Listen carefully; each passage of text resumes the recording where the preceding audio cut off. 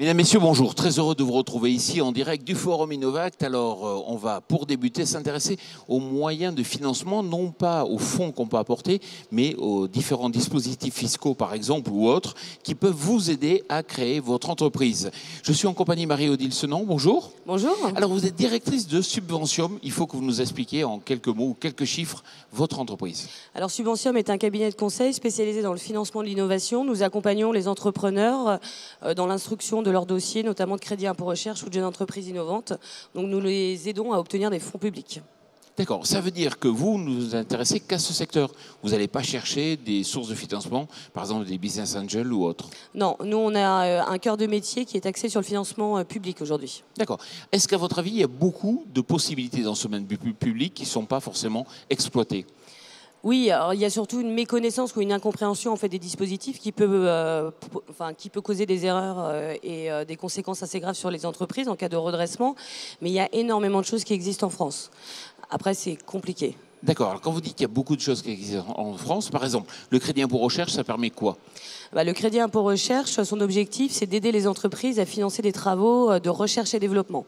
Donc, il y a des critères d'éligibilité très très précis au niveau de la définition de la recherche et développement, qui n'est pas la définition qu'on a tous dans la tête, au sens commun, mais c'est un dispositif très très intéressant et très attractif. Et cette année, ils nous ont créé également le crédit impôt recherche innovation. Donc là, pour permettre de trouver des financements pour les entreprises qui développent des produits nouveaux. Alors, supposons, j'ai une idée, j'ai un projet, j'ai besoin de trouver des pistes et je viens vous voir, ça va me coûter cher ? Alors, ça va dépendre en fait de votre projet et ça va dépendre aussi des aides qu'on trouve pour vous. Donc après, nous sur le crédit impôt recherche, classiquement, c'est vrai qu'on intervient en fait au pourcentage du montant du crédit impôt recherche que vous récupérez. Après, nous avons des offres au forfait en fonction des besoins des entreprises. On s'adapte réellement au niveau de maturité et aux besoins. Quels sont, à votre avis, les freins aujourd'hui à la levée des financements publics ? Les plus gros freins, c'est la complexité des dispositifs. Ça, c'est vraiment très prégnant. C'est vrai que tous les entrepreneurs nous disent que c'est très complexe, parce que déjà, il faut comprendre. Une fois que vous avez compris, il faut mettre en œuvre, et c'est pas forcément plus simple. Donc, je dirais la complexité et l'instabilité aussi juridique et fiscale, parce que c'est vrai que ça change assez souvent, et les entrepreneurs ont du mal à se projeter sur une période de 3 à 5 ans, sans pour autant avoir le doute qu'il se passe ou pas des changements. Supposons que vous soyez nommé ministre de l'économie cet après-midi. Dans ce cas-là, qu'est-ce que vous prendrez comme première mesure pour faciliter justement l'accès à ces financements ? Alors, j'en ferai pas nécessairement plus parce que déjà le crédit impôt recherche, quand vous ajoutez au statut jeune entreprise innovante et toutes les aides publiques aujourd'hui qui existent, on dépasse largement les 6 milliards d'euros. Donc c'est quand même un budget très très important. C'est la deuxième niche fiscale en France après le CICE. Donc c'est vrai que l'État s'investit beaucoup. Je pense que l'avenir se situe dans le participatif, notamment dans les plateformes de crowdfunding au niveau de l'investissement privé, avec la possibilité effectivement depuis quelques semaines pour les citoyens de pouvoir financer jusqu'à 1 million d'euros les entreprises. D'accord, donc effectivement on monte d'un cran dans les possibilités de financement.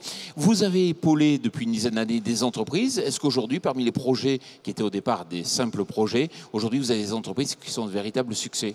Oui, nous avons eu de très très belles réussites, alors qui sont dues essentiellement de toute façon à la qualité à la fois des dirigeants et à la fois de leurs projets, avec effectivement un soutien de notre côté au niveau du financement public très structuré et très rigoureux, qui leur a permis effectivement de croître très très vite et de pouvoir gérer leur croissance également. La meilleure a combien de salariés aujourd'hui à peu près ? La meilleure, elle doit avoir environ 800 salariés. D'accord, donc une belle réussite. Dernier point, quelle est l'erreur à ne pas faire justement dans ce domaine ? Ne pas y aller tête baissée. Il faut se renseigner et s'assurer que ce qu'on croit être éligible est bien. Et souvent dans les business plans, est-ce qu'il est vrai qu'on intègre justement les subventions ? C'est une grosse erreur. Oui. Je considère effectivement que c'est une grosse erreur parce que quand vous êtes entrepreneur et que vous créez votre société, il faut absolument construire un modèle financier vous permettant de survivre seul. Les subventions, les crédits d'impôt, c'est du bonus. Parce qu'effectivement, si vous faites un prévisionnel et que vous m'intégrez sur 3 ans 1 million d'euros de crédit impôt recherche et que le gouvernement décide en janvier 2015 de le supprimer, vous ne pourrez pas tenir vos engagements. D'accord, donc surtout pas intégrer les subventions dans votre business model. Marie-Odile Senon, merci beaucoup. Merci à vous. On se retrouve dans quelques minutes pour un nouveau direct.